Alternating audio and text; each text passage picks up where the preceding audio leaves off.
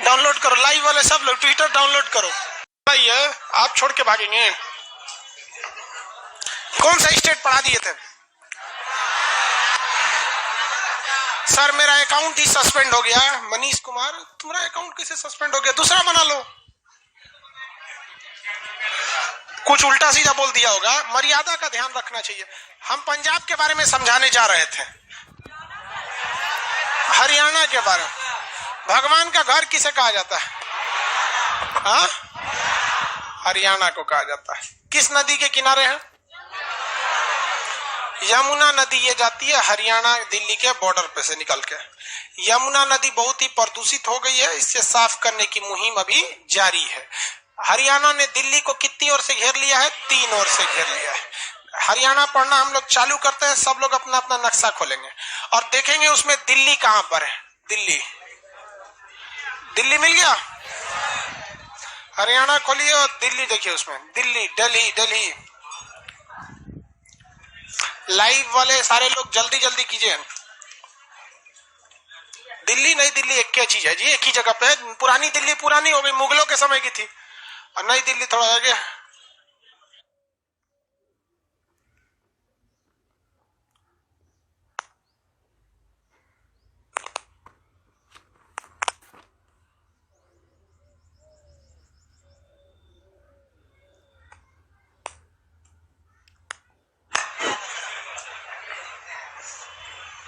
मिल गया मुगलों का, दिल्ली मिल गया।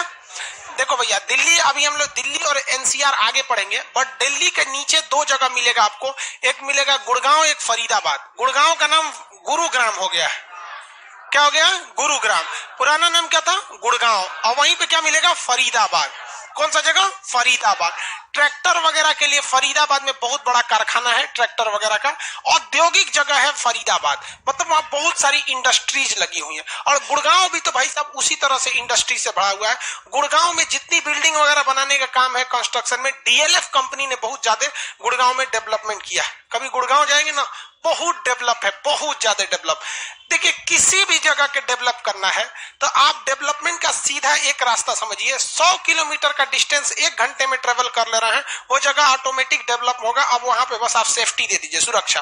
क्योंकि डेवलपमेंट का काम कौन करता है? बड़े बड़े जिनके पास पैसा होता है, वो ऑटोमेटिक डेवलपमेंट का काम करेंगे। सुरक्षा नहीं देंगे तो लोग उसी को लूटने लगेंगे, तो भाग जाएगा वो। बिहार में ये दोनों समस्या है, ठग बुद्धि ज्यादा है यहाँ। किसी का 10,000 रुपया लेके मार दिले 10 रुपया, 10,000 बस हो गया। वहां पे ठग बुद्धि थोड़ा सा, यहाँ देखते ना, ठग दो। ये समस्या हो गई है, सुरक्षा भी नहीं है यहाँ पे, सड़कें भी नहीं है, जिस वजह से समझ। और गुड़गांव में ये सब चीजें बहुत ज्यादा हो गई। अभी उसका नाम गुरुग्राम हो गया। क्या हो गया? क्या हो गया? गुरुग्राम। समझ में आ गया? गुरुग्राम हो गया। आगे देखो भैया, यहाँ पे जो फरीदाबाद है, फरीदाबाद तो समझ में आ गया। गुड़गांव, यहाँ गुड़गांव के पास एक जगह है मानेसर। शायद आपके नक्शा में वो न लिखे गुड़गांव के पास मानेसर, लेकिन वहीं गुरुग्राम के पास मानेसर एक जगह है। मानेसर मस्तिष्क अनुसंधान केंद्र कहां पर है? मानेसर में। एनएसजी कमांडो का हेड ऑफिस कहां पर है? मानेसर में। और गुड़गांव में एक पक्षी विहार है, कितने लोग उसका नाम बता सकते हैं? सुल्तानपुर पक्षी विहार। विहार उसे कहा जाता है, देखिए बिहार और विहार में अंतर होता है। विहार कहा जाता है, देखिए बिहार में तो हम लोग अभी फिलहाल में है, ये एक राज्य है, इसमें तो कोई दिक्कत नहीं। विहार का मतलब क्या होता है? विहार, आनंद विहार सुने हैं, प्रीत विहार, वसंत विहार। दिल्ली में बहुत ज्यादा विहार मिलेगा। विहार का अर्थ होता है एक जैसे, जहां लोग या एक जैसी चीजें जहां अवेलेबल हो जाए पहले, उसे हम लोग विहार कहते थे। जैसे मेनली बिहार को क्या कहा? बौद्ध मठ बोधि विहार कहा जाता था, एक ही जैसे टाइप के लोग। तो उसी तरह यहाँ पर एक पक्षी विहार है, मतलब पक्षियों के रहने के लिए स्पेशली उसे बनाया गया है, तो उसे क्या कहा गया? पक्षी विहार। कौन सा विहार? पक्षी विहार। आगे बढ़ जाए, कौन सा विहार? पक्षी विहार। तो सुल्तानपुर पक्षी विहार कहां पर है? गुड़गांव में, हरियाणा के गुड़गांव में। मानेसर में 2 चीजें, एनएसजी कमांडो का हेड ऑफिस मानेसर, देख रहे हैं, उनको दिल्ली के करीब में ही रखा गया। और फरीदाबाद में ट्रैक्टर वगैरह ये सब चीजें बहुत ज्यादा है। अब ये दिल्ली के आसपास वाला एरिया।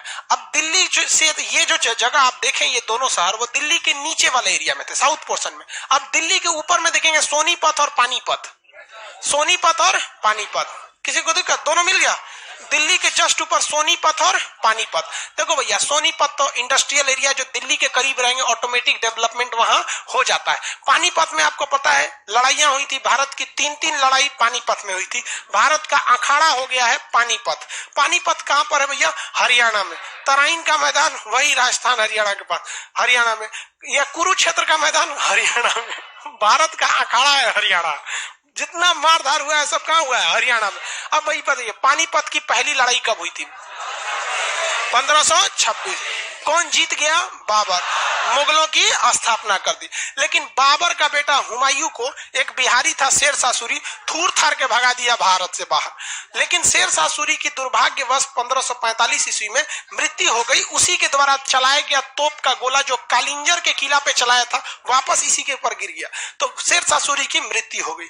तो उधर से लौटा हुमायूं तो दोबारा इसी पानीपत की लड़ाई में हुआ था। पानीपत की दूसरी लड़ाई कितने लोग बता सकते? 1500 कंफर्म है? इसमें कौन जीत गया? देखिए, हुमायूं जो यहाँ पे था दोबारा यहाँ पे शासन कर लिया, लेकिन हुमायूं की मृत्यु के बाद दोबारा लोगों ने सोचा कि उसको क्या कर ले, कब्जा कर ले। तो अकबर और बैरम खान, अकबर का सेनापति कौन था? बैरम, उनके नेतृत्व में तीसरी पानीपत की लड़ाई मराठाओं के 1761। यहाँ अहमद भैया 1556 है बाबू, 1566 नहीं है, 56 है वो। ये 56 है, आप 1566 लिख रहे हैं, ऐसा नहीं है, शायद गलती से। इसमें मराठाओं की क्या हो गई? हार हो गई। अहमद शाह अब्दाली जीत गया। अहमद शाह अब्दाली जीत गया। आप अगर गौर कीजिएगा तो ज्यादातर मैदान इसी लड़ाई में हो रही है। इवन की मेंस एग्जाम में ये डिस्क्रिप्शन में पूछा था पीसीएस में कि क्या कारण रहा था जो भारतीय इतिहास के ज्यादातर लड़ाइयां पानीपत के मैदान में ही लड़ी गई थी। तो इसके कुछ रीजन देखिए।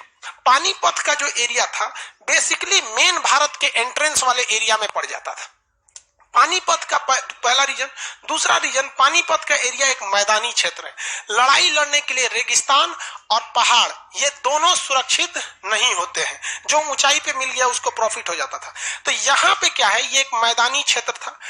तीसरा कारण कि पानीपत या हरियाणा का मौसम कश्मीर की तरह बहुत ठंडा नहीं है और ना ही वो और ना ये राजस्थान की तरह बहुत गर्म है और ना ही उसका मतलब ये मासीराम की तरह बहुत ज्यादा वर्षा होती है। एक नॉर्मल मौसम है। दूसरा, यमुना नदी के किनारे होने की वजह से यहाँ पानियों के भी संसाधन की कोई कमी नहीं रहती थी। तीसरा कारण क्या था कि जो हिंदुस्तान का राजा यहाँ लड़ता था उसको पता था कि बाई द वे हम हारे हैं तो यहाँ से हमें बैकअप मिल सकता है, पीछे से बैकअप मिल सकता है। और यहाँ जो विदेशी आक्रांता आक्रमण करने आता था उसको भी पता था कि अगर भागे तो भागने का भी मौका है और पीछे से रसद की सप्लाई भी हमें हो सकती है। कई कारण रहे थे जिस वजह से पानीपत में भारत का युद्ध का अखाड़ा बन के रह गया पानीपत। किसी को कोई दिक्कत नहीं है? पानीपत आगे बढ़ जाए। पानीपत के ऊपर देखिए आपको मिलेगा करनाल।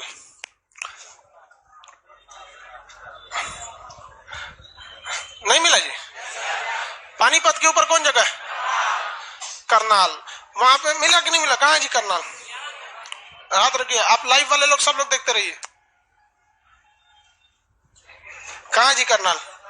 हाँ करनाल मिल गया। करनाल, करनाल की कौन रहने वाले कोई बता सकते हैं? यहाँ एक बहुत बड़ी साइंटिस्ट थी हरियाणा के। कौन? कल्पना चावला। कौन थे? कल्पना चावला। अपोलो मिशन के तहत जब उनका फ्लाइट ऊपर जा रहा था स्पेस शटल, तो स्पेस शटल में जो फ्यूल होता है हाइड्रोजन फ्यूल, उसको ठंडा रखने के लिए बाहर एक इंसुलेटर की परत लगाई जाती है। आप देखे होंगे रॉकेट लॉन्च होता है तो वो इंसुलेटर की परत नीचे गिरने लगती है, टूट टूट के। देखते होंगे व्हाइट व्हाइट व्हाइट व्हाइट टुकड़ा गिरता होगा इंसुलेटर से। तो वो टुकड़ा जब गिरा ना उनका, तो उस एक लास्ट वाला पोर्शन पे जाके टकरा गया, जहां जिस कारण उस जो जहाज के बाहर एक कवर लगाई रहती है जो हीट को बर्दाश्त कर सकता है। तो गिरते समय वो वहां पर टकरा गया तो एक थोड़ा सा परत वहां से उखड़ गया। अब वैज्ञानिकों को पता नहीं था, ध्यान से नहीं था। अब ये तो अंतरिक्ष में चली गई। लौटते समय अंतरिक्ष यान जब एंट्री मारता है तो कभी भी देखिएगा स्पीड उसका बहुत ज्यादा और एंगल तगड़ा रहना चाहिए, वरना वो पृथ्वी पे एंट्री ना मार के छिछल जाएगा। जैसे आप ईंटा लेकर पानी पे ऐसे चलाइएगा, ऐसे मारेंगे ना पानी पे तो नहीं धंसता है, छिछल के उठ जाता है। तो इस वजह से वो जब एंट्री करता है स्पेस में तो टेम्परेचर 3000 डिग्री सेल्सियस तक बढ़ जाता है, जिस वजह से कोई भी चीज जलने लगती है। इवन अंतरिक्ष से दूसरे ग्रह के टुकड़े भी पृथ्वी पर गिरते हैं तो जलने लगते हैं, जिसे हम लोग टूटता हुआ तारा कहते हैं। वो तारा नहीं टूटता है, वो जल के खत्म हो जाता है। इसी हीट को रोकने के लिए बाहर एक इंसुलेटर की परत लगानी पड़ती है। वो परत उनका तो जाते वक्त भी हल्का सा फट गया था। अब हल्का सा भी फटा तो उस एरिया का टेम्परेचर इतना ज्यादा बढ़ गया कि पूरा अंदर हीट पकड़ के क्या कर गया, ब्लास्ट कर गया। इसकी जांच में लगभग 3 से 4 महीने लगे थे। उन्हें लग रहा था कोई टेक्निकल फॉल्ट है, लेकिन जब लॉन्च पैड पे देखा गया कि एक टुकड़ा जाके नीचे से टकरा गया था, जिस वजह से उनकी क्या हो गई थी, बहुत ही दुखद मृत्यु हो गई थी। समझ में आ गया कि नहीं? ये करनाल वाला एरिया। अब एकदम ऊपर पढ़िएगा, करनाल से ऊपर एकदम पंचकुला और अंबाला, एकदम ऊपर बढ़िए। पंचकुला और अंबाला नहीं मिला? एकदम ऊपर में कौन सा जगह है? पंचकुला। और वहीं पे क्या मिलेगा? अंबाला। अंबाला तो नाम सुने होंगे। अंबाला सैनिक छावनी है और यहाँ एयरफोर्स भी है।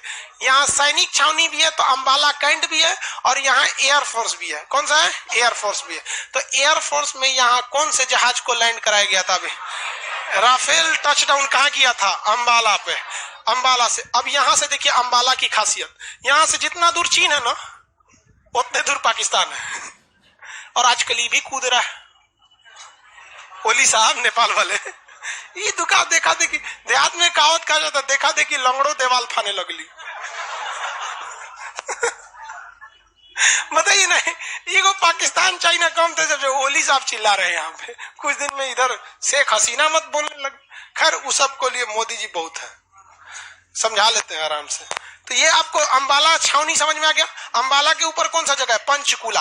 सीआरपीएफ वगैरह की ट्रेनिंग के लिए पंचकुला में बहुत व्यवस्था दी गया। पंचकुला एक पर्यटक जगह है क्योंकि यहाँ पहाड़ी भी शुरू हो जाता है। देखो बहु मेरी ओर ध्यान से, पंजाब और हरियाणा में पहाड़ नहीं है, लेकिन इन दोनों का वह एरिया जो हिमाचल प्रदेश से सटता है ऊपर में, वहां पहाड़ी क्षेत्र में हो जाते हैं सब। तो ये पंचकुला आसर, ये कौन थे यहाँ पे? वो बाबा राम रहीम, यहाँ पे वो बाबा थे ना राम रहीम।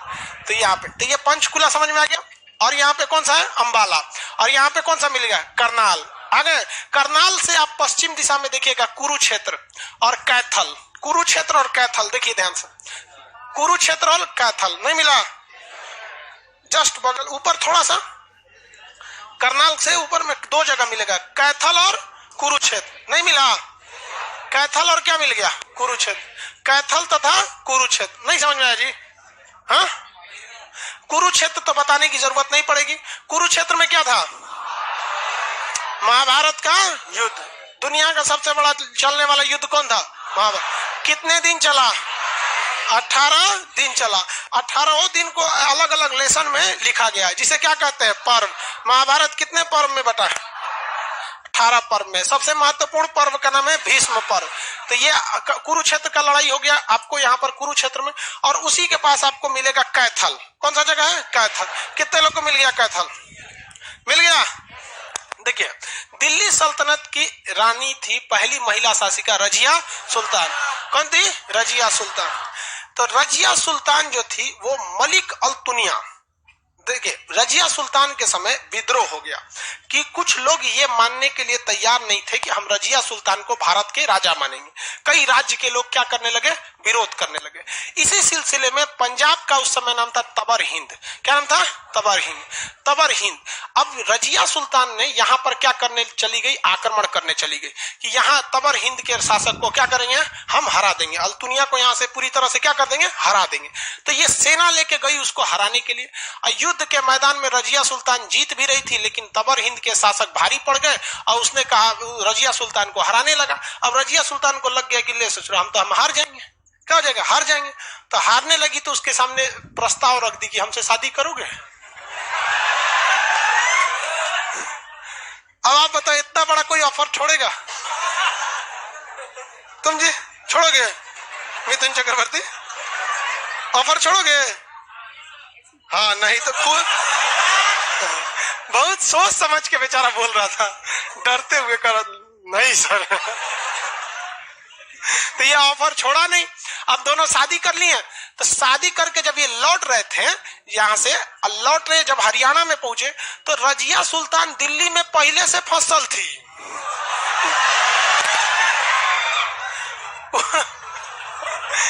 इतिहास में हम सब आपको हिस्ट्री के बैच में पढ़ाएंगे। और यहाँ वो सब प्लानिंग करके, यहाँ पे 40 गो सरदार था, 40 सरदार दल, इन्होंने डाकुओं से मिलकर कैथल में रजिया सुल्तान की क्या करा दिया, हत्या करा दिया। यहाँ पे तो कैथल में किसकी मृत्यु हो गई, कैथल में रजिया सुल्तान। और हरियाणा तो पता ही है भाई साहब, हरियाणा में यहाँ पर कुरुक्षेत्र की लड़ाई में कितनी मृत्यु हुई कौन गिना आज तक, उसमें तो इतना मराया लोग की कोई गिनती है नहीं है। महाभारत में कम लाश गिरा था। ये जगह आपको मिल गया, अब किसी को कोई दिक्कत नहीं है। अब यहाँ पर ये ऊपर हिसाब देखिए, ये ऊपर वाले एरिया में दो जगह आपको मिलेंगे, अंबाला और पंचकुला, ये एरिया हो गए सब। यहाँ पर यहाँ दो, एक पास कैथल और कुरुक्षेत्र, यहाँ पर करनाल और पानीपत, करनाल और पानीपत। नीचे में दो एरिया बता दीजिए, गुरुग्राम और फरीदाबाद, गुरुग्राम और फरीदाबाद, गुरुग्राम और फरीद। इस साइड में देखेंगे ये हिसार, भैंस अनुसंधान केंद्र हिसार में, एकदम इस साइड में जाके देखेंगे हिसार। कौन सा जगह है, हिसार। नक्शा में देखिए लोग,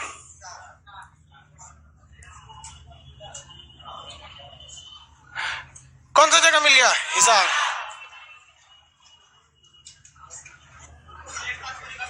हो गया। शेरशाह सूरी भी जब बिहार से गया था तो उसका भी हिसार में कई दिन तक क्या लिया था, शरण वगैरह लिए हुए थे यहाँ से। तो हिसार, भैंस अनुसंधान केंद्र कहाँ है, हिसार। और दूध अनुसंधान केंद्र करनाल, दूध अनुसंधान केंद्र और भैंस अनुसंधान के हिसार। भैंस वगैरह में भी सब देखना चाहिए कि भाई बीमारी वगैरह होती है, सब इस सब का इलाज हो जाना चाहिए। अब देखो बहुत सी भारत में ऐसी गाय है, जैसे होल्स्टीन गाय है HF, ये दिन भर में देती है आपकी 40 लीटर दूध, 3 बार धोना पड़ता है इसको।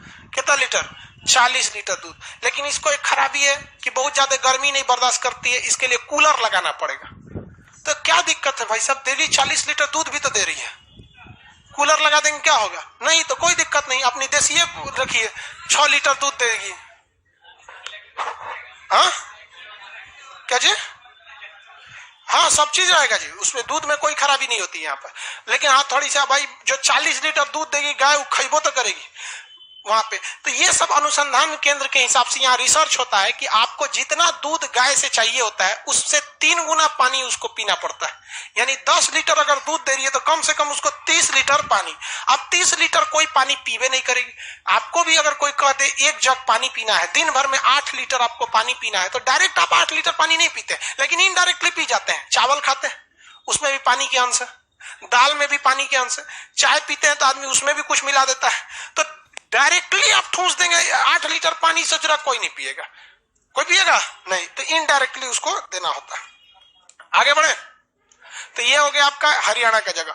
हरियाणा का फिजिकली देखेंगे तो फिजिकल नक्शा में हरियाणा एक मैदानी क्षेत्र है जिसका नाम है भिवानी का मैदान। देखिए फिजिकल नक्शा में देखिए भिवानी का मैदान, फिजिकल नक्शा में हरियाणा देखिए, वहां आपको क्या मिलेगा, भिवानी का मैदान। नहीं मिला, नहीं मिला भिवानी, हाँ? बीमारी का बांगर, हाँ वही मैदान कहिए या बांगर कहिए।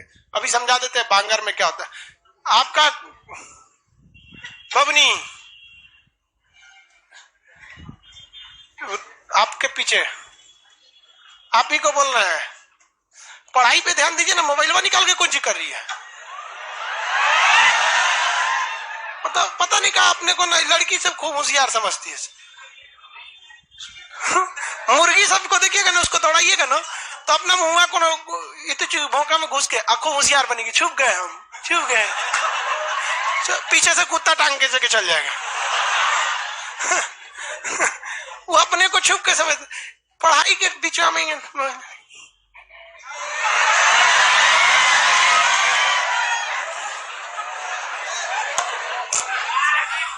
समझे में नहीं आ रहा है सब। मतलब जिसको देखो वो खाने सर को बेवकूफ समझता है। दोबारा मोबाइल निकल गया तो नंबर यहां लिख देंगे।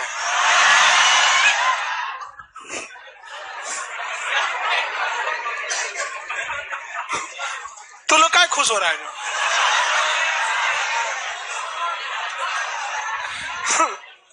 लाइव वाला कह रहा है कि क्लास में जैमर लगा दीजिए, मोबाइल जैमर सही वो भी हो जाए। इतना आप लोग को कोई समझाएगा थोड़ी ना सब चीजें में। और होशियार समझती है अपने जी, नहीं देखे चूक गए।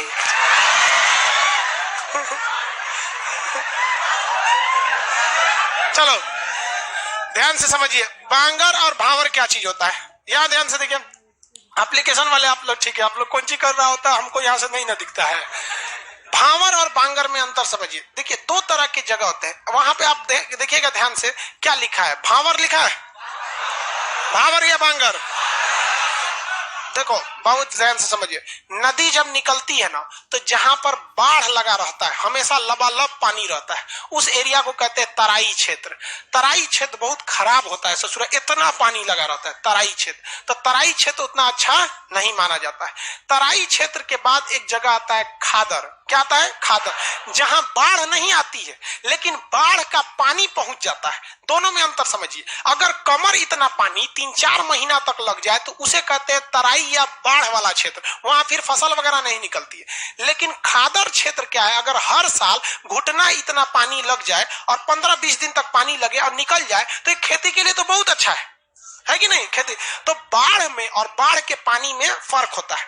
बिहार का उत्तरी एरिया बाढ़ के पानी से त्रस्त नहीं है, बाढ़ से त्रस्त है।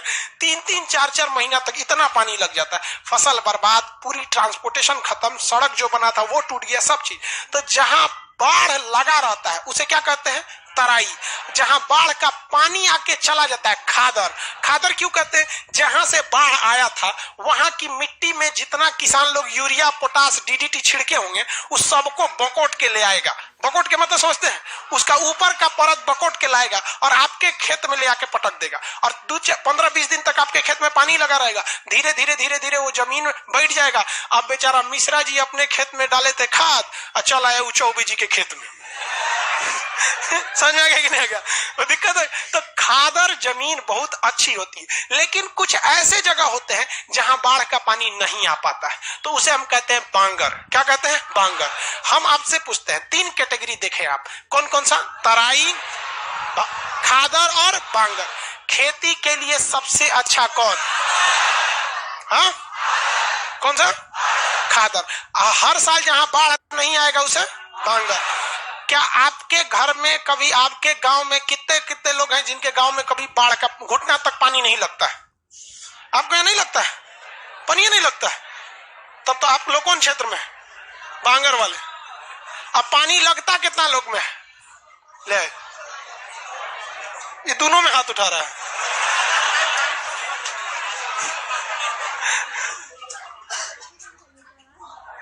सब देखिए, जिनके यहाँ घुटना तक पानी आ जाता है वो कौन में है, खादर में। जिनके यहाँ पानी उन्हीं नहीं लगता वो क्या है, बांगर में। बांगर मिट्टी पुरानी हो जाती है जबकि खादर मिट्टी हर साल लेमिनेशन उस पर होते रहता है, हर साल उस पर क्या होता है, लेमिनेशन। तो आप बताओ भैया कि हम आपसे पूछते हैं कि पंजाब में नदियां हैं, हरियाणा में तो एक तो बस इधर से निकल गई मेन नदी यमुना, बाकी मुख्य रूप से हरियाणा में बड़ी बड़ी नदी नहीं है। तो ये वाला एरिया खादर होगा कि बांगर होगा, हाँ खादर। और हरियाणा वाला बांगर। आपसे हम पूछते हैं, नेपाल से बड़ी नदी निकलती है, ये नेपाल से जितनी नदियां निकलेंगी ये सब निकलती हैं। तो बिहार का ऊपरी भाग तथा यूपी का ऊपरी भाग खादर होगा कि बांगर होगा, भैया तराई क्षेत्र। कौन सा क्षेत्र होगा, तराई। कौन सा क्षेत्र, तराई क्षेत्र। बेतिया ये सब एरिया तराई क्षेत्र में डूब जाता है। कोसी का ये एरिया किस में डूब जाता है, तराई क्षेत्र। किसी को कोई दिक्कत है, बांगर इस सब में, चलिए नहीं दिक्कत है तो अच्छी बात है। अब आगे बढ़ जाए, हरियाणा में कोई प्रॉब्लम नहीं। हरियाणा मतलब क्या हो गया, भगवान का घर। क्वेश्चन भरवा दे हरियाणा का, तराई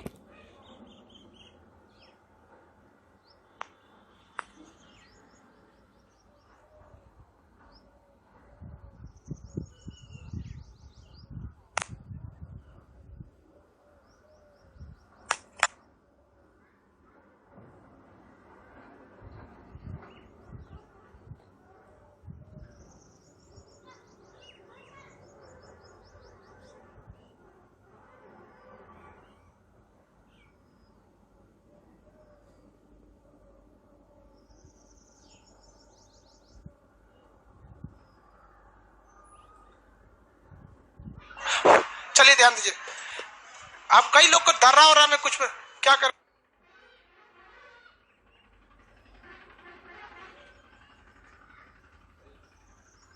बाबू 25 और क्या है वो जो जगह लिखता है ना, देखिए नक्शा एप्लीकेशन में एक लड़के का क्वेश्चन है कि सर कहीं कहीं कुछ कुछ नंबरिंग लिख देता है, जैसे कहीं लिख रहा है 17A, कहीं 15, कहीं 25, ये सब ये हाईवे का नाम है बाबू, हाईवे का नाम है। पूछ रहे हैं ना कि सर ये कहीं कहीं देखिए अपना नक्शा में देखिए ना, कहीं कहीं कुछ बॉक्स में नंबर लिखा होगा 1, 25, 26, ये सब क्या चीज है? हाईवे का नाम। क्या है? हाईवे का नाम। ए बेवकूफ, इधर देखो ध्यान से, तुम लोग को बता रहे हैं वो दर्रा चीज। दर्रा देखिए आपको अभी हम क्या पढ़ा रहे हैं, हरियाणा पढ़ा रहे हैं, इधर बता दिए पंजाब, इधर बता दिए हिमाचल प्रदेश, लेकिन हिमाचल प्रदेश में कौन दर्रा का लोकेशन क्या है, बाकी चीजें हैं, इसका एक इसी नक्शा में घर पे बैठिएगा ना तो आगे एक चैप्टर आएगा दर्रा, वहां स्पेशली बताएंगे कौन दर्रा किस पहाड़ में है। अभी क्या बताएंगे, पहाड़ पढ़े भी नहीं किए, दर्रा कहां से बता देंगे पहाड़ का पूरा, समझे? उस समय आपका स्पेसिफिक, जैसे अभी तो पहाड़ आपको नॉर्मल बताया ना कि ये पहाड़ है, एक चैप्टर आएगा स्पेशली आपका पर्वत और उसकी चोटी। कितना नंबर पेज पे है हरियाणा? तो हरियाणा का जो नक्शा बना है उसमें सबसे पहले आप ये हरियाणा का जो इस तरह से नक्शा है ना, इसमें आप क्या बना लेंगे, पहले भिवानी का मैदान, ऐसे घेर के भिवानी का मैदान, भिवानी का मैदान लिखिए या बांगर लिखिए, मैदान या बांगर।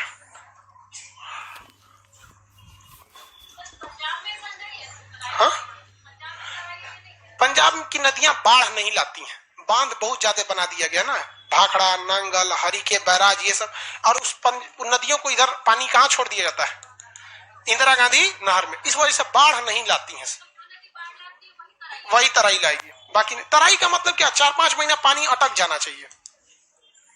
हो गया? चलिए कालका, आपको तो पहले ही बताए थे भैया, पंचकुला के पास क्या था, कालका। कालका कहां पढ़ा दिए थे? हिमाचल प्रदेश में। अंबाला क्या चीज है? सैनिक छावनी। कुरुक्षेत्र महाभारत। कैथल में रजिया सुल्तान। करनाल डेयरी अनुसंधान कल्पना चावला। पानीपत में तेल शोधन कारखाना, और तीनों युद्ध हुए थे, तीनों युद्ध का नाम बता दी सर। सर को दिखाई नहीं दे रहा है, अरे दिखाई दे रहा है बाबू हमको, ध्यान देखिए। रोहतक बता दिए, एसी रोहतक नहीं देखे हैं, कपड़ा उद्योग के लिए सोनीपत के पास मिलेगा। दिल्ली के सामने देखिए, दिल्ली के पश्चिम में देखिए रोहतक, नहीं मिला। सोनीपत के जस्ट नीचे रोहतक, दिल्ली से ऊपर रोहतक, दिल्ली के पास क्या मिलेगा, रोहतक मिल गया। रोहतक एशिया का सबसे बड़ा कपड़ा का होलसेल का मार्केट है, कौन सा? रोहतक। रोहतक कपड़ा का मार्केट, रोहतक हो गया। उसके नीचे देखेंगे हिसार, शेरशाह सूरी का संबंध वहां पे गया था। भैंस अनुसंधान केंद्र फरीदाबाद और गुड़गांव कहां पर है? दिल्ली एनसीआर में आता है। तो दिल्ली के आसपास का एरिया क्या कहलाता है? एनसीआर। गुड़गांव मस्तिष्क अनुसंधान केंद्र, एनएसजी कमांडो का केंद्र, सुल्तानपुर पक्षी विहार। ये सब बता दिए हैं। क्वेश्चन पे सीधे आते हैं। यूपी हरियाणा की सीमा बनाने वाली नदी कौन सी नदी है? यमुना नदी। दिल्ली हरियाणा से कितनी ओर से घिरा है? कितने ओर से भाई? 3 ओर से। कितने ओर से? 3। हरियाणा के पंचायत को क्या कहते हैं? खाप पंचायत। कौन सा पंचायत? खाप पंचायत।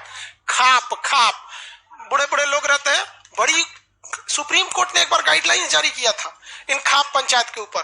कभी कभी ये लोग कभी कभी अलग टाइप का उटपटांग फैसला सुना देते हैं। एक बार खाप पंचायत से फैसला सुना दिया गया था कि लड़कियां जो स्कूल जाएंगी उनको मोबाइल नहीं दिया जाएगा, और ट्रैक्टर पे बैठ के जा रही थी वहां पे, मतलब ट्रैक्टर का बहुत नॉर्मल हाल, लड़की उड़की सब ट्रैक्टर चला लेती है, तो ट्रैक्टर टाली पे कुर्सी उर्सी लगा दिया गया था, सोफा टाइप का, उस पर लड़की बैठ के जाती थी। तो डिसीजन एक बार दिया था, न्यूज में आया था कि उन सबको सर नीचे करके जाना है।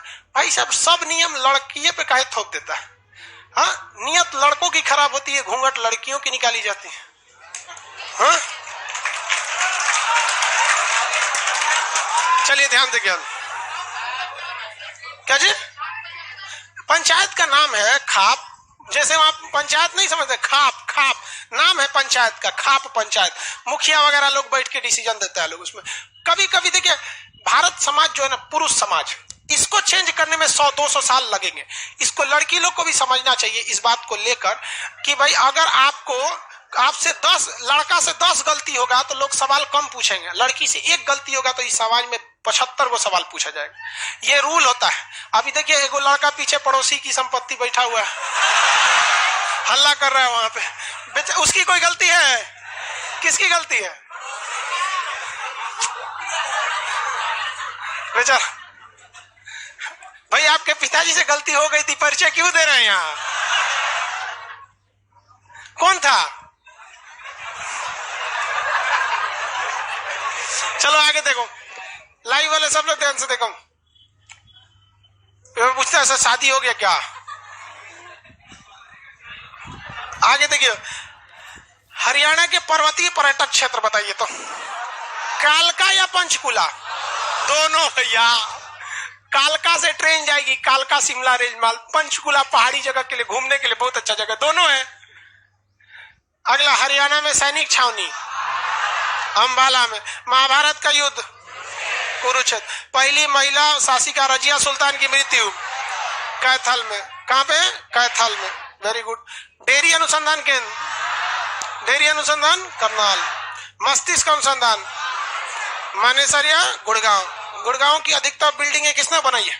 DFC, DLF. डीएलएफ भाई साहब बहुत बड़ी कंपनी है, हजारों करोड़ की कंपनी है, हजारों करोड़ की कंपनी डीएलएफ। गुड़गांव डेवलप भी है। दिल्ली के पास का फायदा सबसे ज्यादा अगर किसी ने उठाया तो नोएडा, यूपी का कौन उठा लिया? नोएडा, और हरियाणा से गुड़गांव, उस साइड से गुड़गांव, इस साइड से नोएडा, दोनों इतना डेवलप है जिसका कोई हद नहीं। मतलब वहां आदमी गाड़ी चलाता है 150, 160 इस तरह की स्पीड में। नोएडा वगैरह, अब यहाँ चला ही ना तो नहीं, बिहार में 150। पानीपत में कितनी लड़ाई हुई? 3। सुल्तानपुर पश्चिम बिहार, गुड़गांव। भैंस अनुसंधान केंद्र, भैंस अनुसंधान केंद्र कहां पे? हिसार। आगे बढ़े, दिल्ली देख लेते हैं। अब देखो भैया, दिल्ली में ना बहुत सारा कोई चीज पढ़ने के लिए ज्योग्राफिकली महत्व दिल्ली में बहुत ज्यादा नहीं है, क्योंकि दिल्ली है ये कितना छोटा है, लेकिन इसका राजनीतिक महत्व ज्यादा है। दिल्ली भारत की राजधानी घोषणा हुई थी 1911 में, बंगाल विभाजन रद्द करके, लेकिन इसे बना दिया गया 1 जनवरी 2012 में, 1912 में, 2012 नहीं 1912 में। तो घोषणा कब हुई थी?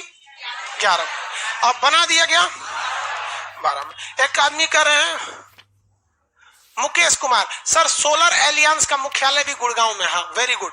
मोदी जी ने दुनिया में पहल किया कि 121 ऐसे देश हैं जहां पे सूर्य की बहुत बड़ी मात्रा उनको अवेलेबल है, तो इन लोगों ने क्यों ना खुद से एक सोलर ग्रिड बना लिया जाए। इस पे हम एक यूट्यूब पर वीडियो भी बनाए थे। उसका मुख्यालय कहाँ है? गुड़गांव में। उसका मुख्यालय कहाँ है? गुड़गांव में। तो हम लोग को सोलर एनर्जी को बढ़ावा देना चाहिए। ये मोदी जी का सपना है कि सोलर एनर्जी को बढ़ावा दिया जाए, लेकिन निर्मला सीतारमण जी को ये सपना भूल गया, उन्होंने सोलर एनर्जी पे टैक्स बढ़ा दिया। टैक्स उस पे घटाना चाहिए था। आगे देखते हैं, दिल्ली को देखिए। दिल्ली के बारे में, अब दिल्ली किस नदी के किनारे? यमुना नदी के किनारे। दिल्ली एक और किससे घिरा हुआ है? यूपी से, और दूसरी ओर घिरा हुआ है हाँ हरियाणा से। अब आप सबको पता है कि दिल्ली जो है किसी स्टेट की कैपिटल है कि हमारी नेशनल कैपिटल है? दिल्ली क्या है? नेशनल कैपिटल है। नेशनल कैपिटल है, ये सबको पता है। अब नेशनल कैपिटल होने की वजह से हर आदमी का एक सपना रहता है मेरा दिल्ली में एक घर हो जाए। दिल्ली में क्या हो जाए? घर। हालांकि फ्लैट बड़ी सस्ते मिलते हैं दिल्ली में। तो यहाँ दिल्ली में इतना ज्यादा क्राउड हो गया, इतना क्राउड हो गया कि दिल्ली का जो डेवलपमेंट अथॉरिटी है, दिल्ली डेवलपमेंट अथॉरिटी DDA, ये परेशान हो गया। दिल्ली की नगर निगम परेशान हो गई कि भाई लोग इतने लोग को रखा कहां से जाएगा। तो ये नेशनल कैपिटल पूरी तरह से दिल्ली भर गया, तो दिमाग लगाया गया कि क्यों ना हम थोड़ा सा एरिया किससे ले ले? यूपी से ले ले, और थोड़ा एरिया हरियाणा से ले ले, और इस एरिया में इस तरह से सुविधा रखें कि यह एरिया दिल्ली की तरह ही दिखने लगे। और इसमें जो है एकदम हूबहू सुविधा किसकी दी जाएगी? दिल्ली जैसे सुविधा दी जाएगी। तो ये एरिया कहलाएगा, मतलब ये भी नेशनल कैपिटल जो है इसके पास का एरिया है। तो एरिया को रीजन बोलते हैं कि नहीं कहते हैं? रीजन नहीं समझते हैं? रीजन मतलब रीजन बहाना नहीं, ये हमारा रीजन है, ये क्षेत्र, रीजन मतलब क्या होता है? क्षेत्र। तो नेशनल कैपिटल रीजन घोषित कर दिया गया बाहर के एरिया को कि भैया ये भी जो क्षेत्र है ना, ये नेशनल कैपिटल के ही समान रहेगा। तो दिल्ली तो हो गया नेशनल कैपिटल, इसके बाहर के क्षेत्र को कौन सा क्षेत्र घोषित किया गया? नेशनल कैपिटल रीजन, शॉर्टकट में एनसीआर। एनसीआर। तो दिल्ली के अगल बगल वाला क्षेत्र क्या कहलाएगा? एनसीआर। कौन सा क्षेत्र कहलाएगा? एनसीआर। तो दिल्ली एनसीआर, इसलिए न्यूज में जब भी आएगा तो दोनों शब्द बोलता है, दिल्ली और एनसीआर में बारिश हुई, मतलब बारिश दिल्ली में भी हुई है, एनसीआर में भी हुई है। तो एनसीआर का फायदा क्या बिहार को होगा? अगर एनसीआर का फायदा बिहार को होगा, पूरा यूपी को घुसाना पड़ जाएगा, इसमें कभी नहीं होगा बिहार को। दिल्ली में ये यूपी, सबसे ज्यादा जनसंख्या यूपी में। यूपी के लोग जब जाते थे तो वो ये सोचते थे कि हम दिल्ली के इस साइड में बस जाए, इस साइड में बस जाए, ताकि नदी हेलेंगे क्या आ जाएगा? यूपी। नदी हेलने के बाद क्या आ जाएगा? यूपी। तो यूपी से लोग जाते थे और दिल्ली के इस साइड में नहीं जाते थे। किस साइड में जाके बस जाते थे? इस साइड में, इसी साइड में बैठ जाते थे। इस साइड में दिल्ली का जो जगह था ओखला था। क्या नाम था? ओखला। दिल्ली में जगह का नाम है ओखला। तो दिल्ली का वह एरिया जो यूपी से सटा उसका नाम क्या है? ओखला। तब क्या किया गया, यूपी के लोग दिल्ली डायरेक्ट ना घुस जाए, इसलिए यमुना के इसी पार में, यमुना नदी के इसी पार में एक शहर बसा दिया गया जिसका नाम है न्यू ओखला। कहा गया यहां आके बस जाइए न्यू ओखला में। तो लोगों ने कहा कि हमरा लोल समझा है। क्या समझा है? लोल समझा। तो हमको बोल देगा कि ये ओखला है, ये न्यू ओखला, इधर आके बस जाओ। तो इसको लालच दिया गया। तो न्यू ओखला में ना इंडस्ट्रियल भर दिया गया, इंडस्ट्रियल एरिया को बना दिया गया। यहाँ 2-4 को फैक्ट्री डाल दिया गया न्यू ओखला में, ताकि लोग यहाँ आए। तब भी लोग नहीं आ रहे थे, लोग जाके किस में बस जा रहे थे? ओखला में, और ड्यूटी करके इधर आ जाते थे। तो बहुत डेवलपमेंट सोचा गया कि अगर यूपी बिहार के लोगों का अगर पलायन ओखला की ओर रोकना है तो ये जो न्यू ओखला का इंडस्ट्रीज है इसे हर हाल में बहुत ही ज्यादा डेवलपमेंट करना पड़ेगा। और ये डेवलपमेंट एक ऐसी अथॉरिटी को दे दिया जाए, अथॉरिटी को क्या कर दिया जाए? दे दिया जाए, जिसका 24 घंटा यही काम है, जो यही सोचे कि ये जो न्यू ओखला बनाया गया है यमुना के इस साइड में, यूपी के साइड में, इसमें इंडस्ट्रियल डेवलपमेंट कैसे होगा। जी जान लगा दो, इतना ना फैक्ट्री खोल दो कि लोग मजबूर हो जाए, कहे कि ना दिल्ली नहीं जाएंगे, यही ठीक है। और सड़क की कनेक्टिविटी इतनी बेहतरीन दे दो कि लोगों को लगे कि यार यहां से दिल्ली तो 10 मिनट का रास्ता है। तो यहां पर लोगों के विकास को इस अथॉरिटी ने रोक दिया, पूरी तरह से डेवलपमेंट कर दिया। अब लोग नोएडा इसमें ओखला ना जाके किधर रुक जाते थे? न्यू ओखला में। तो न्यू ओखला को शॉर्टकट में न्यू क्या बन गया? New Okhla industrial development authority. तो ये नोएडा शहर हो गया। अभी यूपी के ज्यादातर लोग कहां रहना चाहते हैं? नोएडा में। कहां रहना चाहते हैं? नोएडा में। तो इस तरह से ये नोएडा हो गया। नोएडा किस में आ जाता है? एनसीआर। उसी तरह से यहां पे डेवलपमेंट करने के लिए हरियाणा में किसको आगे बढ़ा दिया? डीएलएफ कंपनी को दिया गया। उसने इतनी बिल्डिंगें बना दी, इतनी बिल्डिंगें बना दी। आप डीएलएफ का जाके देखेंगे, इतनी बिल्डिंग है वहां पर हरियाणा इसमें गुड़गांव में, जिसका कोई हद नहीं। अब लोगों को घर खरीदना है कितना में? 20 लाख, 30 लाख, 40 लाख में वेल फर्निश्ड वो घर देने को तैयार हो जाते हैं सब। मतलब आपको पता है पटना से सस्ता जगह आपको दिल्ली नोएडा में मिल जाएगा, पटना से सस्ता। और हर सुविधा, आप जिस अपार्टमेंट में रहेंगे उस अपार्टमेंट का अपना जिम है, अपना सिक्योरिटी गार्ड है, 20-20 तो सिक्योरिटी गार्ड रहते हैं सब, फायर से लेके हर चीज अवेलेबल है, कोई टेंशन नहीं है, ना कोई झमेला है, सड़कें एक नंबर है, आराम से आ सकते हैं। तो इधर से डीएफसी को आगे लगा के गुड़गांव में रोक दिया गया, और इधर से नोएडा को बना के यहाँ रोक दिया गया। अब दिल्ली में थोड़ा बहुत क्या हो गया, विकास, मतलब जो भीड़ आती थी थोड़ा सा रुक गई, लेकिन धीरे धीरे ससुरा नोएडा भी भर गया। इतना न डेवलप हुआ नोएडा में कि धीरे धीरे नोएडा भी भर गया। तो अब नोएडा को और बढ़ा के एक्सटेंशन नोएडा किया गया, फिर ग्रेटर नोएडा किया गया, और वो भी भर गया धीरे धीरे। अब दिल्ली को थोड़ा बहुत लेकिन राहत है, कोई भी आदमी जाता है तो नोएडा चला जाता है। इधर हरियाणा वाला सोचता है गुड़गांव में, प्रॉपर दिल्ली बहुत ही कंजस्टेड हो गई है। अब दिल्ली इतनी कंजस्टेड हो गई तो दिल्ली का शासन देखे कौन? तो इसमें 4 आदमी आ जाते हैं दिल्ली का शासन। एक सेंट्रल गवर्नमेंट अमित शाह के अंडर में आ जाती है दिल्ली पुलिस। दिल्ली पुलिस केजरीवाल के अंडर में नहीं है। दिल्ली में कोई भी घटना होती है इसके लिए जिम्मेदार कौन है? Home ministry. केजरीवाल नहीं है। होम मिनिस्ट्री डिपार्टमेंट, क्योंकि वो गृह मंत्रालय के अंडर में आता है, राष्ट्रीय राजधानी क्षेत्र। दूसरा यहां आ जाता है स्टेट गवर्नमेंट, केजरीवाल। डेवलपमेंट के लिए जरूरी काम किसको उठाना है? स्टेट गवर्नमेंट को। एजुकेशन किसको उठाना है? State government. तीसरा नंबर आ जाता है नगर निगम, डीएमसी बोलते हैं ना, Delhi municipal corporation, MCD, municipal corporation of Delhi. ये नगर निगम है, जैसे पटना नगर निगम है ना, वैसे दिल्ली नगर निगम है, municipal corporation of Delhi, MCD. MCD का काम है सफाई उफाई का काम करना, नगर निगम का। तो अगर नगर निगम सफाई नहीं करती है तो कौन, अगर सफाई दिल्ली में नहीं है तो जिम्मेदार कौन है? एमसीडी। बस वगैरह की सुविधा कौन देता है? State government. स्कूल की सुविधा स्टेट गवर्नमेंट। कोरोना का इलाज के लिए स्टेट गवर्नमेंट। और फिर सेंट्रल गवर्नमेंट का भी अपना, बोलिए कोई दिक्कत? इसके बाद एक और समस्या आ गई कि दिल्ली में लोग जब आते थे घर खरीदने के लिए तो लफड़ा हो जाता था, एक जमीन को 5-5 आदमी बेच देता था। तो दिल्ली में क्या किया गया ना, जितनी जमीन उमीन का काम हो गया, बिल्डिंग उल्डिंग का काम, जमीन और बिल्डिंग संबंधित काम दे दिया गया दिल्ली डेवलपमेंट अथॉरिटी को। किसे दे दिया गया? Delhi development authority. अब दिल्ली में आप जमीन खरीदते हैं, कोई विवाद होता है तो आपसे कोई लड़ने ही नहीं आएगा, बस डीडीए में चले जाइए, कहिए हम ये जमीन खरीदे थे, देखिए पेपर मेरा, फलाना आदमी हमको डिस्टर्ब कर रहा है। वो डीडीए वाला आएगा, कौन है रे, दाखिल खारिज तुम कराएगा, तुम्हारा जमीन है, ले चलो। 5 दिन बाद छोड़ेगा उसको तो अपने से टहल टहल चलेगा, समझ जाएगा मेरे पास का नहीं। टेंशन फ्री रहे दिल्ली। तो दिल्ली में 4 आदमी कंट्रोल कर रहा है। दिल्ली को 4 लेयर की सिक्योरिटी आप देखिए तो, एक central government, state government, MCD, DDA.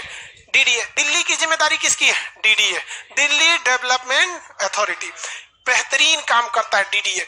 और इसमें डीडीए जो है, मेट्रो भी डीडीए को ही दे दिया गया है। मेट्रो जो है वो किसके अंडर में है? डीडीए के अंदर में, मेट्रो वगैरह ये सब में। अब ये डीडीए काम करती है। तो नोएडा देखा गया, जैसे डीडीए आगे बढ़ने लगा, डीडीए ने इतनी बिल्डिंग बना दी दिल्ली में, बिल्डिंग खड़ा कर दी डीडीए ने। और सबको कहे भैया एक काम करो, तुम 20 लाख रुपए दो, 30 लाख दो, जरूरत के हिसाब से सबको घर देने लगा। तो दिल्ली में डीडीए ने बहुत बिल्डिंग बनाई, कुछ ऐसी भी बिल्डिंग बनाई जो आज तक नहीं बिकी है। तो नोएडा थोड़ा थोड़ा क्या होने लगा? बिखरने लगा। नोएडा का डेवलपमेंट कम होने लगा। तो भैया उत्तर प्रदेश सरकार काहे पीछे रहे? उन्होंने कहा एक काम करो, नोएडा डेवलपमेंट अथॉरिटी बना दो, एनडीए। अब दोनों में सचुरा कंपटीशन होता है। डीडीए सोचती है कि हम दिल्ली को स्वर्ग बना दें और एनडीए सोचता है कि हम नोएडा को क्या करते हैं? स्वर्ग बना दें। इतना बेहतरीन दोनों में व्यवस्था है डीडीए और एनडीए इसमें। इसी तरह हर स्टेट गवर्नमेंट को एक अथॉरिटी बना देना चाहिए। इतना बेहतरीन ढंग से काम हो रहा होता है, तब जाके आपको दिल्ली लगता है कि बहुत अच्छा दिल्ली है। यहाँ पर नगर निगम सफाई कर रही है तो एक वोडको कोई कंपनी है, वुडको, उसे सड़क खोद के रख ले। और नगर निगम कर रही है कि सड़कवा खोद के पानी बिछाएगा पाइप, तब तो हम ऊपर से क्या करेंगे? सड़क बनाएंगे। लेकिन ना, कोई मतलब ही नहीं है। जबकि वहां पे ये सब लोग बहुत ज्यादा अच्छा से काम करते हैं। जो स्कूल है वो केजरीवाल के भी स्कूल है दिल्ली में, तो एमसीडी के भी स्कूल है, सेंट्रल गवर्नमेंट के भी स्कूल है। समझ में गया? इन सब में सबसे अच्छा स्कूल किसका है? स्टेट गवर्नमेंट का। भाई साहब दिल्ली का जो स्कूल है ना, मत पूछिए, बहुत बेहतरीन काम किया। वहां शिक्षा मंत्री लोग भी पढ़े लिखे होते हैं। आतिशी हैं वहां के शिक्षा, मनीष सिसोदिया, ये लोग सिसोदिया, आतिशी, ये तो पढ़े लिखे लोग हैं। शिक्षा को इन्होंने समझा है। और एक और रीजन है भाई साहब, दिल्ली के लोग भी पढ़े लिखे हैं। हमारे यहाँ लड़का जाता है ना, मेंटेलिटी देखिए, बेंच पे बैठेगा ना, टीचर नहीं आया ना तो कलम लेके बेंचवा पे गोजेगा, लाल रंग का बेंच को करिया कर देगा, वो गोज के रद्द कर देगा, ना तो उस पर नाम लिख देगा, कोनो लड़की का नाम देखिएगा ना। कोनो सरकारी स्कूल में जाके दीवार पोत के रद्द कर ले। एक से एक काम करते हैं। समझ हो गया? आगे बढ़ जा। नोएडा, दिल्ली समझ में आ गया। दिल्ली में शेर शाह सूरी ने एक किला बनाया जिसका नाम पुराना किला, या फिर उसको हम लोग किलाए कोहना के नाम से भी जानते हैं। दिल्ली के लाल किला जो है वो किसने बनवाया? शाहजहां। दिल्ली के लाल किला के सामने जमा मस्जिद जो बनाया किसने बनवाया? शाहजहां। तो दिल्ली को राजधानी कौन ले गया? शाहजहां ने। पहले राजधानी कहां थी? आगरा। आगरा से राजधानी दिल्ली कौन ले गया? शाहजहां। लाल किला किसने बनवाया? शाहजहां। जमा मस्जिद? शाहजहां। अब देखिए, लाल किला के सामने देखेंगे तो जमा मस्जिद। जमा मस्जिद की सीढ़ियों पे आपको 2 बाजार बहुत नाम सुने होंगे। एक मीना बाजार जिसमें राजा महाराजा शॉपिंग करने जाते थे, और उसके बगल में आजकल लगता है चोर बाजार। चोर बाजार कहने के लिए सुनने में आपको लगता होगा कि चोर बाजार में चोरी के सामान बिकते हैं, ऐसा नहीं है। वहां पे कुछ क्वालिटी में कम या स्क्रैप सामाने बिकने लगते हैं, उसे चोर बाजार। जैसे कोई बिल्डिंग है, बहुत बड़ी बिल्डिंग खाली हो रही है, जैसे मान के चलिए हमारी ये कोचिंग दिल्ली में रहती सपोज, और हमें बिल्डिंग चेंज करना रहता, तो इस बिल्डिंग में इतना सामान लगा हुआ है जिसका कोई हद नहीं, हर थोड़ा थोड़ा चीज है। अब हमको पता है कि इसको उखाड़ के दूसरे जगह ले जाएंगे तो उस बिल्डिंग का साइज कुछ और होगा, शायद ये सारी चीजें फिट ना बैठे, तो हम चोर बाजार या किसी कॉन्ट्रैक्टर से मिलेंगे, हम कहेंगे एक बात बताओ, तुम ये सारे सामान का कितना रेट लगाते हो? अब जो रेट लगाएगा हम उतना पैसा ले लेंगे, अब तुम अपना ट्रक लाओ, ट्रैक्टर लाओ, नोचो, उखाड़ो, ले जाओ और जहां मन वहां बेचो।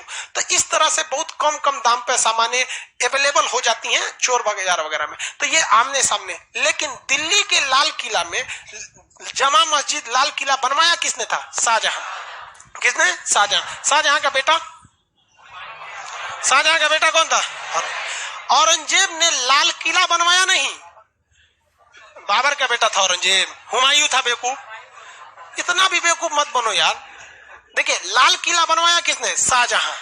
शाहजहां का बेटा आया कौन? औरंगजेब। शाहजहां का बेटा औरंगजेब।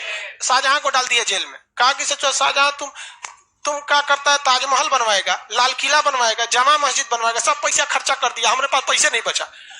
इसके पास पैसे नहीं बचा तो लाल किला के अंदर एक छोटा सा मस्जिद बनवा दिया, उसका नाम रखा मोती मस्जिद। क्या नाम रखा? मोती। तो लाल किला किसने बनवाया? शाहजहां। लेकिन लाल किला के अंदर छोटी सी मस्जिद किसने बनवाया? औरंगजेब। नाम क्या उसका? मोती मस्जिद। लाल किला के आगे जमा मस्जिद किसने बनवाया? शाहजहां। मीना बाजार, शाहजहां। सबसे ज्यादा वास्तुकला यानी आर्किटेक्चर में सबसे ज्यादा काम किसने किया है? शाहजहां। कौन है?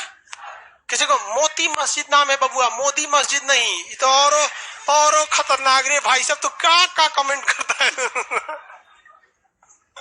छोटी सी मस्जिद है, बहुत बड़ी नहीं है। आप लाल किला में जाएंगे ना तो देखने को मिलेगा लाल किला। अब दिल्ली एक पहाड़ी एरिया है। दिल्ली क्या है? पहाड़ी एरिया। पहाड़ी एरिया, वो पहाड़ कहां से आया? तो राजस्थान से पहाड़ गया है, वहां जाके खत्म हो गया है। तो अरावली पर्वत की खत्म श्रेणी कहां पर है? दिल्ली में। वो पूरी तरह से बर्बाद हो चुका है, खत्म हो चुका है। उसका नाम है रायसीना की पहाड़ी। कौन सी पहाड़ी? रायसीना की पहाड़ी। दिल्ली कौन सी पहाड़ी है भैया? हाँ, रायसीना की पहाड़ी। कौन सी पहाड़ी? रायसीना की पहाड़ी। किसी को कोई दिक्कत है रायसीना की पहाड़ी तक में? दिल्ली समझ में आ गया? दिल्ली का हिस्टोरिकल महत्व ज्यादा है। ज्योग्राफिकल दिल्ली क्या है? यमुना नदी किनारे, यहाँ रायसीना की पहाड़ी है। 3 ओर से हरियाणा से, 1 ओर से यूपी से घिरा हुआ है। बाकी सारी चीजें पॉलिटिकल महत्व की है। कल सुबह 8 बजे से किस चीज का चालू होगा क्लास? बायोलॉजी।